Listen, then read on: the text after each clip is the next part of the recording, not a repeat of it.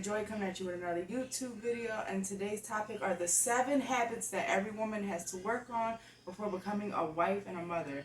While everybody does not have to agree with anything I say, this is my page, this is my opinion, so if you don't like it, you don't gotta be here, and that's okay, because not everybody's gonna be for me, and I'm gonna let y'all know this right now. Number 1, okay, we're gonna start here, because this is gonna be the part that hurts people feelings the most. Practicing chastity and practicing discipline. It's okay to make mistakes. We're not perfect. But the idea is to withhold these certain parts of yourself because they are special. If you want to be with a high value man, you have to be a high value woman, meaning that you have to withhold yourself to a certain standard to attract a man that will also meet you at that standard.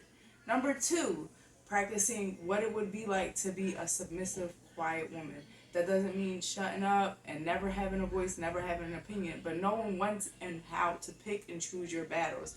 Everything does not have to be an argument. If you choose a man to be your leader, that means that you are trusting in him to be able to lead. So allow him to do that. In order for him to do that, you have to pick the right man. But in order to pick the right man, you have to be internally the right woman. And that is what this video is about. Number 3, practicing your nurturing qualities. What are your love languages? Do you cook well? Can you clean? Are you very nurturing towards animals and children? What does it look like for you to be a supportive partner? What does it look like for you to be a helpmate? How can you incorporate your life and your skills into the man that you would actually want to be with and work on those skills? Number 4, y'all really not gonna like this, but I'm gonna be honest with you. Your career cannot come first. Your family has to come first.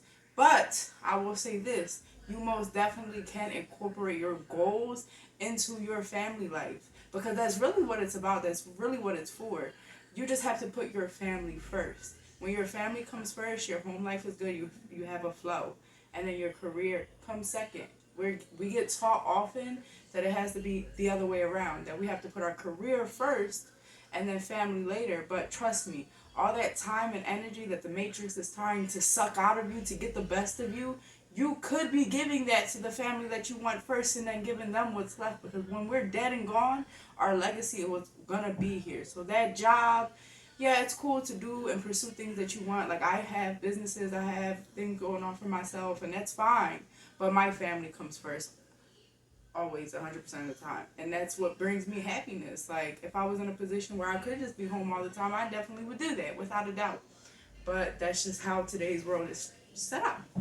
Number 5, you have to really, really, really incorporate a good workout routine and learn how to take care of your body. Because ultimately, if you are not your best self, it's going to be so hard for you to actually manage and maintain a home, a husband, yourself, your family. And I'm telling you, if you're a person, a lot of us, we struggle with emotional regulation. We're women, that's a reality. We struggle with, that time of the month. We struggle with our hormones. We struggle with all these things that already make it hard for us to just be an adult because of our biology. But it's not an excuse. It's not okay to just let that take over your life.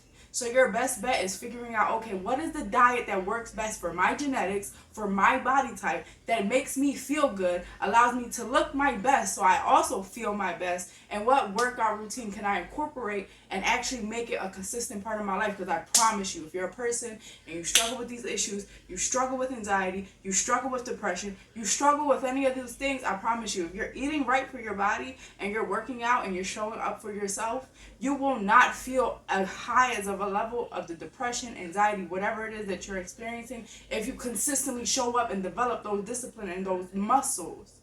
Number 6, okay, and this is subjective because not everybody has the same beliefs and not everybody has to have the same beliefs. However, for me especially, and this is my page, you have to have a strong prayer life.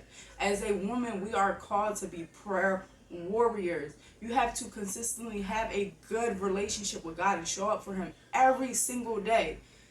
Pray. Whenever you're having a problem, don't run to your friends, don't run to your family, run to God with your problems.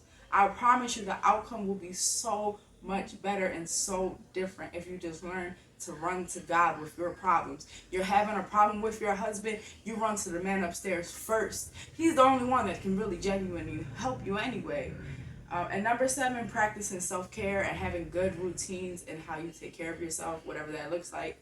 That could be like getting your hair done, nails done, just general self-care, like, doing a deep conditioner once a week, facials, just things to take care of yourself, because that's going to be very vital later on down the line when you become a mother for the first time and you're struggling to even take a shower because the baby needs you, and you're learning how to take care of everything and everybody for the first time. Because that first baby is the hardest, because there's a learning curve. You have to figure out how to incorporate this new person into your identity and into your environment and into your life. So you have to learn how to take good care of yourself now to be able to implement these little things and habits consistently over time once you have the child, to actually keep up with yourself and keep yourself full enough so that you're not mentally, physically, emotionally, spiritually, or financially struggling once you have said child, because it is a lot of energy to pour into multiple people.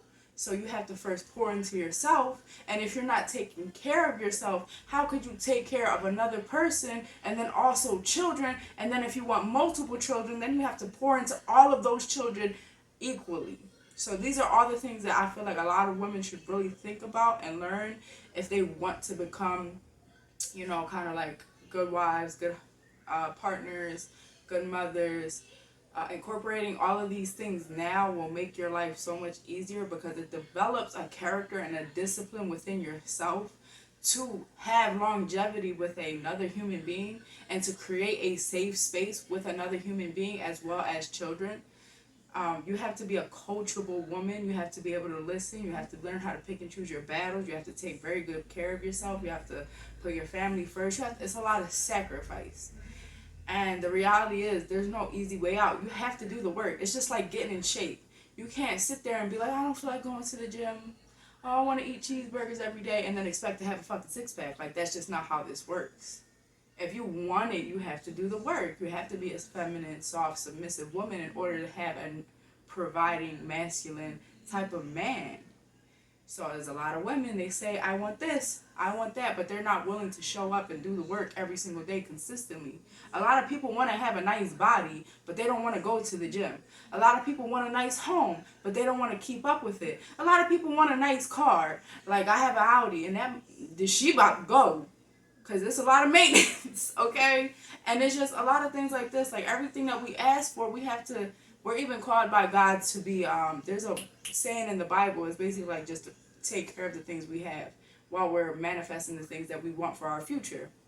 So if you cannot take care of what you have right now, if you cannot really take care of yourself to a certain level, to a certain degree, and hold yourself to a certain standard, how do you expect yourself to not only have all the things you say you want, the career, the house, the car, the money, the friends, the lifestyle, all of those things, and then also incorporate a man into that and what that would look like, and also incorporate children into that and what that would look like?